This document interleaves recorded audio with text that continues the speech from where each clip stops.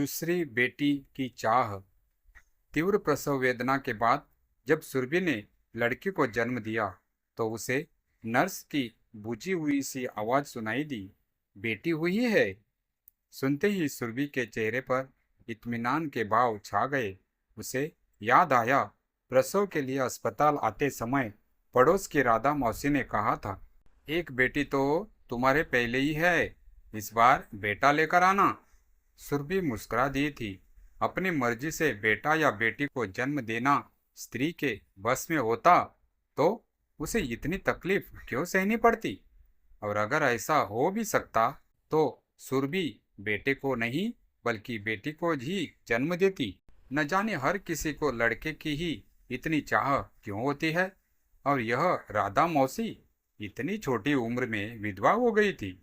फिर अपने दो छोटे छोटे लड़कों को पढ़ाने लिखाने वह बड़ा करने में अपनी सारी उम्र निकाल दी उन्होंने। लेकिन आज हालात यह है कि इसी शहर में रहते हुए भी दोनों लड़के अपनी पत्नियों के साथ अलग मकान में रहते हैं।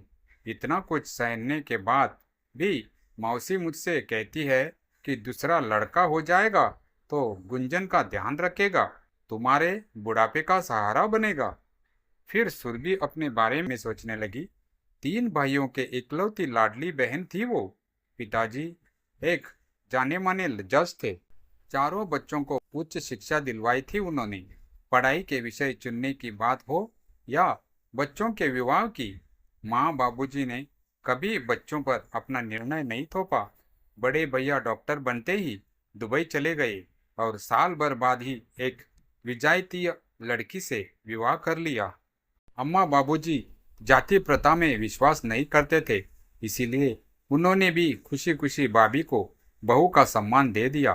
भाभी के मायके सभी लोग दुबई में ही रहते थे। अंत बड़े भैया का भी धीरे धीरे घर आने का उत्साह कम होता गया। पूरे परिवार पर अपना असीम प्यार उधड़ने वाले बड़े भैया धीरे धीरे घर वालों के लिए अजनबी होते चले गए। मंझले भैया जब इंजीनियर बने तो 1 साल तो यही अपने देश में नौकरी की उन्होंने, लेकिन फिर वह भी विदेश जाने को उतावले हो उठे। अम्मा ने उनकी पसंद की लड़की से ही उनका विवाह करवाया और विवाह के तुरंत बाद वह भी दुबई चले गए। बड़े भैया ने तो पहले ही घर आना जाना बंद कर दिया था। बस होली दिवाली के समय फोन पर सभी का हालचाल पूछकर घर वालों के प्रति अपने कर्तव्यों की इतिश्री कर लेते थे वह। अब मंझले भैया भी भाभी के साथ साल में 1 माह की छुट्टी पर भारत आते तो अधिकतर छुट्टियां दूसरे शहर में रहने वाले अपने साले सालियों व ससुराल वालों के साथ ही गुजारते। मुश्किल से 1-2 दिन के लिए मेहमानों की तरह अपने घर आ पाते। बहुएं तो खैर पराया खून थी, लेकिन अपने दोनों बेटों का ऐसा परायापन देख अम्मा अंदर ही अंदर घुटने लगी थी। इसी मानसिक पीड़ा के कारण उन्हें उच्च रक्तचाप के साथ साथ दिल की बीमारी भी हो गई। इसी बीच सुरभि का भी विवाह तय हो गया। दोनों भैया भाभी विवाह से मात्र 2 दिन पहले आए और विवाह समाप्त होते ही चले गए। उनके इस व्यवहार से छोटा भाई राहुल इतना आहत हुआ कि उसने विवाह न करने की ठान ली। विवाह के बाद सुरभि भी अपनी गृहस्थी में व्यस्त हो गई और एक प्यारी सी बिटिया की माँ भी बन गई। बाबूजी भी सेवानिवृत्त हो गए थे। बेटे बहुओं के स्नेह को तरसती अम्मा को देखकर बाबूजी भी दुखी रहने लगे थे। सबसे छोटे राहुल भैया भी डॉक्टर बनकर स्थानीय अस्पताल में नौकरी करने लगे थे। अम्मा की बीमारी का वास्ता देकर सुरभि व उसके पति सौरभ ने आखिरकार राहुल को विवाह के लिए मना ही लिया। अनेक डॉक्टर लड़कियों के प्रस्ताव को अनदेखा कर राहुल ने श्रद्धा जैसी घरेलू लड़की से विवाह किया। सब कुछ ठीक ठाक चल रहा था कि दिवाली पर बड़े भैया का फोन आया। फोन श्रद्धा ने उठाया। उन्होंने श्रद्धा से कहा, राहुल डॉक्टरी पढ़कर भी वहाँ एक मामूली सी सरकारी नौकरी कर रहा है। यहाँ बहुत पैसा है, उसे कहो यहाँ आकर नौकरी करे। तब से श्रद्धा और राहुल में तनातनी रहने लगी। राहुल विदेश नहीं जाना चाहता था और श्रद्धा यहाँ नहीं रहना चाहती थी। घर में काम करने वाली बाई आती थी जो झाड़ू पोछा बर्तन व कपड़े धोने का काम करती थी, यहाँ तक कि रोटियां भी सेंक देती थी। लेकिन श्रद्धा का कहना था कि उसके दोनों जेठ जेठानी विदेश में मौज कर रहे हैं और वह राहुल के माता पिता व उनके रिश्तेदारों की सेवा में पीसी जा रही है। घर में बढ़ते तनाव को देख अम्मा ने दिल पर पत्थर रखकर राहुल को विदेश जाने की इजाज़त दे दी और दुखी मन से राहुल श्रद्धा को लेकर दुबई चला गया।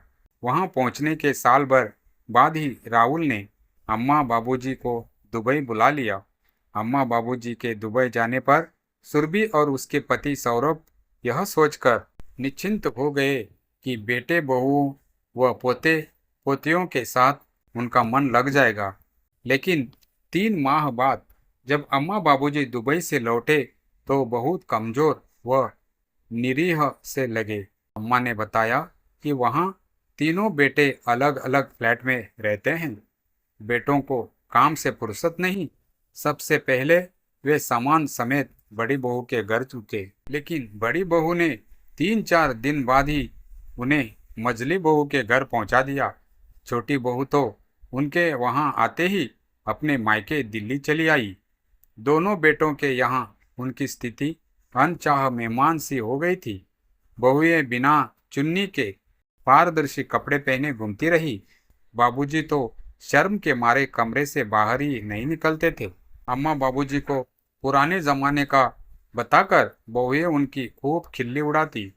एक दिन बड़ी बहू ने अम्मा को सुनाते हुए मजली से कहा, यहाँ रहने की ऐसी आदत पड़ गई है कि जयपुर के मकान में तो अजीब सी घुटन लगती है। मजली ने नेहले पे दहला जड़ा, मैं तो कभी भी उस मकान में रहने की जी नहीं सकती।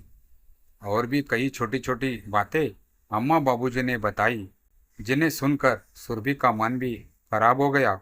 अब सुरभि ही अम्मा बाबूजी को कुछ दिनों के अंतराल में आकर देख जाती थी।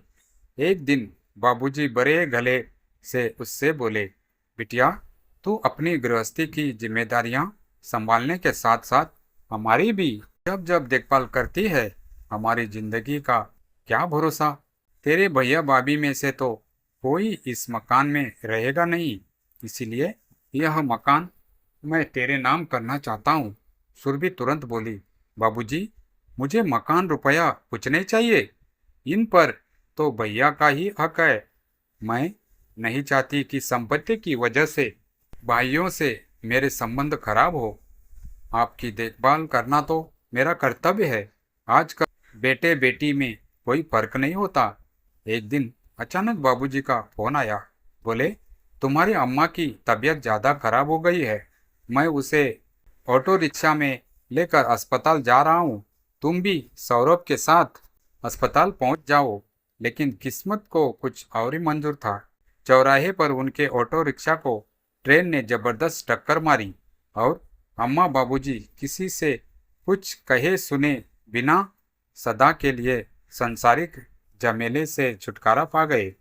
उनकी दर्दनाक मृत्यु की खबर पाकर तीनों भाई घर पहुंचे और सुरभि के गले लगकर फूट फूट कर रो दिए। सुरभि ने देखा तीनों के चेहरे पर माता पिता के प्रति अपना दायित्व न निभा सकने का पछतावा था, लेकिन अब इससे क्या फायदा। 13वीं के बाद जब वकील साहब ने बताया कि वसीयत के अनुसार यह मकान अम्मा बाबूजी के मौत के बाद शहर के प्रसिद्ध वृद्धाश्रम के पास चला जाएगा, तो तीनों भाभियां भौचक्की रह गई। तीनों एक साथ बोली, सुरभि यदि तुम चाहती थी तो अम्मा बाबूजी को यह मकान दान करने की बेवकूफ़ी से रोक सकती थी। इतनी अच्छी कॉलोनी में 1000 गज पर बना इतना खुला मकान दान करना सरासर पागलपन है। यह सुनकर सुरभि के अंदर छिपा आक्रोश फूट पड़ा। उसने जवाब दिया, जब अम्मा बाबूजी जीवित थे तब आप तीनों में से एक भी कुछ दिनों के लिए भी उनके साथ रहने को तैयार नहीं थी। वे ये हसरत लिए इस दुनिया से चले गए कि कभी तो कभी बहू कुछ दिनों के लिए ही सही उनके साथ रहे, उनकी दुख सुख बांटे। और बड़ी भाभी अम्मा तो कह रही थी कि आपका इस मकान में रहने से दम घुटता है। आप लोगों के इस नेक ख्याल को ध्यान में रखते हुए ही उन्होंने इस मकान को वृद्धाश्रम के लिए दान में दे दिया। सुरभि के कटु सत्य के सामने भाभीियों की जुबान को ताला सा लग गया। तीनों भाई भाभी वापस लौट गए। कितनी पीड़ादायक स्थिति थी यह कि तीन तीन भाई भाभीियों के होते हुए भी अम्मा बाबूजी के देहांत के बाद सुरभि का मायके की तरफ से ऐसा कोई व्यक्ति न था जिनके साथ वह अपने जीवन के सुख दुख बांट सके। यूं उसके पति सौरभ उसका बहुत ख्याल रखते थे, उसे किसी तरह की कमी महसूस नहीं होने देते थे। एक प्यारी सी बेटी भी थी उसकी, लेकिन फिर भी वह अक्सर सोचती कि काश भगवान ने उसे एक बहन दी होती जिससे वह अपने मन की बातें कह सकती। भविष्य में उसकी बेटी गुंजन की स्थिति भी उसकी तरह न हो जाए, इसीलिए सुरभि अपनी दूसरी संतान भी बेटी ही चाहती थी और आज उसकी यह इच्छा पूरी हो गई थी। पुरानी बातें याद करते हुए सुरभि की आंखों से न जाने कब से आंसू बहते ही जा रहे थे। तभी नर्स की आवाज से उसका ध्यान टूटा। वह सुरभि की तरफ इशारा करके दूसरी नर्स से कह रही थी, देखो तो कैसे जोर जोर से रो रही है। इस बेचारी को दूसरी बेटी हो गई। नर्स की बात सुनकर सुरभि मुस्कुरा उठी। उसे मुस्कुराते देख नर्स हैरान रह गई। दोस्तों, आपको यह कहानी कैसी लगी हमें कमेंट अवश्य करें। साथ ही वीडियो को लाइक करके मेरे चैनल कहानी कुंज वॉइस को सब्सक्राइब जरूर करें। धन्यवाद।